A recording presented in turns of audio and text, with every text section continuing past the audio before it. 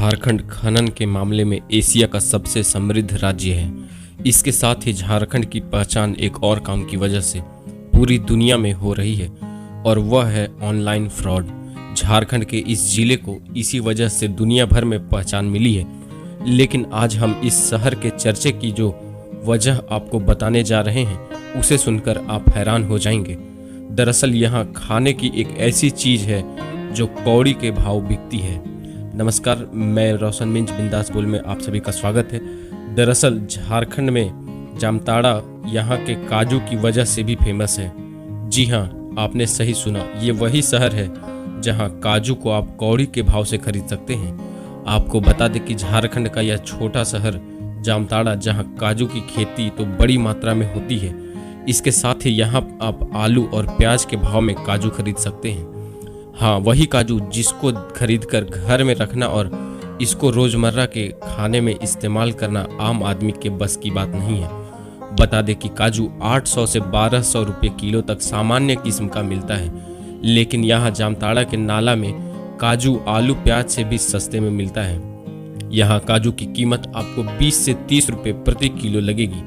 बता दें कि यहाँ बड़े भूभाग पर काजू की खेती की जाती है। यहाँ काजू का बागान 49 एकड़ जमीन में फैला हुआ है।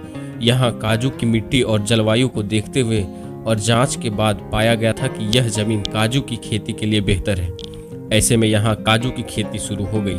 वैसे इस खेती के लिए किसानों के पास ज़्यादा मूलभूत सुविधाएं नहीं हैं, लेकिन फिर भी किसान इसमें खुश हैं। जामताड़ा के लोगों का कहना है कि कुछ साल पहले जामताड़ा के एक्स डिप्टी कमिश्नर ने उड़ीसा के कृषि वैज्ञानिकों से भू परीक्षण कराकर यहाँ ड्राई फ्रूट की खेती शुरू करवाई थी।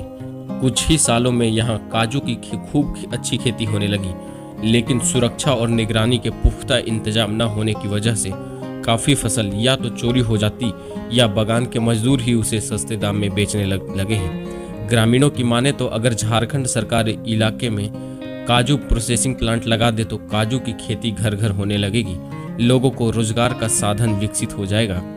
यहाँ गाँव में किसी के पास ऐसी स्थिति नहीं है कि वह खुद के खर्चे से काजू का प्रोसेसिंग प्लांट स्थापित कर सके। स्थानीय ग्रामीण कई बार प्रशासन से इसके लिए पहल करने की मांग कर चुके हैं।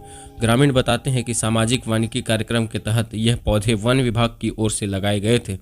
बागान विकसित होने के बाद अब इस छोटे से गांव का नाम ही काजू नगरी हो गया है।